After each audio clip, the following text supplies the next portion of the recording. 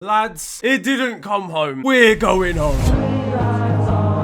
I'll be honest with you, the England squad B-reels aren't quite looking as good as they were a couple weeks ago. It's not looking good. Because in our quarter-final tie against France in the World Cup, we were unfortunately defeated by the reigning world champions and find ourselves out of the competition. How has this happened again? Why am I hungover as well again? I've got stains on my England shirt. I'm a mess, I can't even lie. But after some controversial refereeing decisions and a late missed penalty from Harry Kane, was this a missed opportunity? You know what, I'll be totally honest. As soon as I knew we were gonna play France in the quarterfinals, I knew I was gonna have to make this video. I cleaned up a slot in my YouTube video schedule. We all knew what was gonna go down. It was gonna be me drinking excessively as a coping mechanism for England being useless. Because after goals from Aurélien Tchouameni and Olivier Giroud, France found their passage into the final four, despite a Harry Kane penalty and a chance for him to double his tally from the spot again with 5 minutes to go. But again, it would be penalty heartache for England.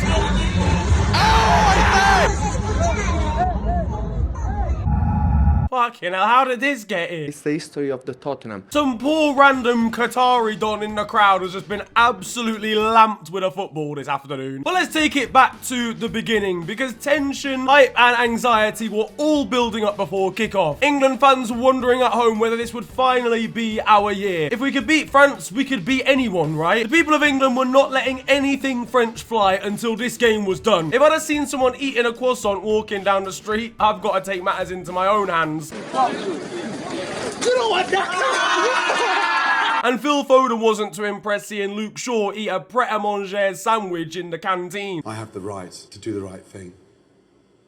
And the right thing for me is to get out of here. Good luck. Men across the country having to explain to their girlfriends and wives why they've not gone on a romantic trip to Paris and instead they're going up to Darlington because they don't want to contribute to the French economy. And it's fair to say the tension was building a little bit in the tunnel before the game too. But the game kicked off and it became immediately apparent that the referee's language of choice is Braille. Have a fucking word with him then, ref! I shit you not yet. Like, there's been some poor refereeing performances in this competition. Argentina versus the Netherlands, for example. I'm not saying this Cafu lookalike was that bad. He wasn't on that level. But Jesus Christ, he's a Tottenham fan. Because whenever Bukayo Saka got the ball, French tactics were very apparent. Do you know what? What I might do is I might smash into somebody just to make me feel better. I'm sure he had some kind of excuse for missing most of the fouls in the game. Oh, nah, I ain't seen nothing. I ain't seen nothing. Matter of fact, I'm blind in my left eye and 43% blind in my right eye. I don't see much of nothing. Him driving to the match will have been a sight to behold. Fans across the country were united in wanting him to actually do something and give a foul at some point. And I mentioned Bukayo Saka because he grabs the ball down the right-hand side, is brought down, clearly a foul. The referee gives nothing, and then France go up the other end, and Aurélien Tchouameni lets fly. Tchouameni with the shot!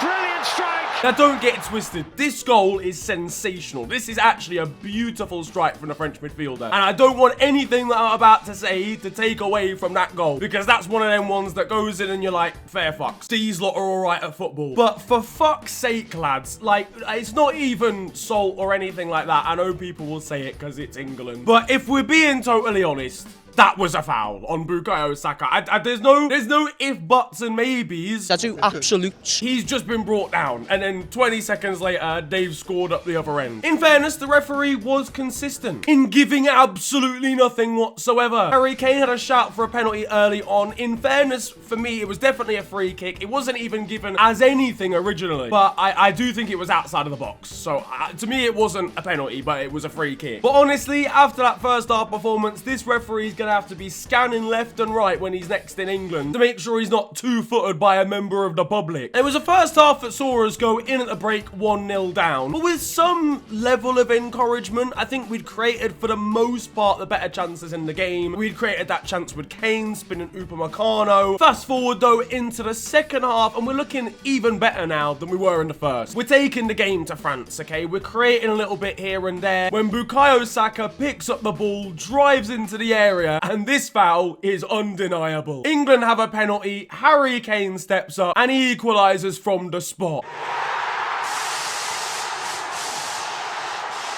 Pints are getting thrown across the country. There's not one Stella actually in someone's hand across a 1,000-kilometer radius. The referee, begrudgingly having given a penalty though, is still making some ridiculous decisions. Jude Bellingham was not happy, and his face was a literal picture. And then when Olivier Giroud grabbed a second for France to restore their lead, the referee's reaction told the story. And it was a frustrating one. Again, 12 minutes from time. It didn't seem like England were going to have the minerals to get back into this one again. We'd struggled, we toiled, it had taken ages to even get back level the first time. But we'd had France on the ropes at points during this game. Theo Hernandez was not equipped to deal with the pace of this game, and he was getting ripped apart. A ball's floated in behind, he completely wipes out Mason Mount. No surprise, the referee doesn't give it until someone tells him he physically has to, and VAR has given us a second pen. Tottenham teammates Hugo Lloris and Harry Kane were locking eyes on separate teams today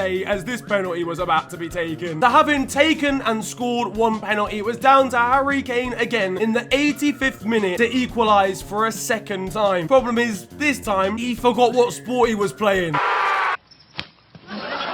You just put it over by a mile. Yeah, I'll be honest with you lads, this penalty was a horror story. Kylian Mbappe couldn't contain his happiness, and a Tottenham player had bottled silverware again. Obviously, look, like, Harry Kane has got a very good penalty record, and you can't expect the guy to score every single one. At the end of the day, this was an extremely high-pressure situation. The pressure maybe got the better of him. I would like to imagine that the country has learnt its lessons after Bukayo Saka and Marcus Rashford's penalty misses at the Euros, and won't spend the next month abusing the guy. But without that penalty, England weren't able to muster up a goal before the end of the game and were sent packing by the French. Fucking baguette-eating dickhead frog. Harold was gutted as well at full time. Luke Shaw will be drowning his sorrows this weekend. Vodka and kebabs.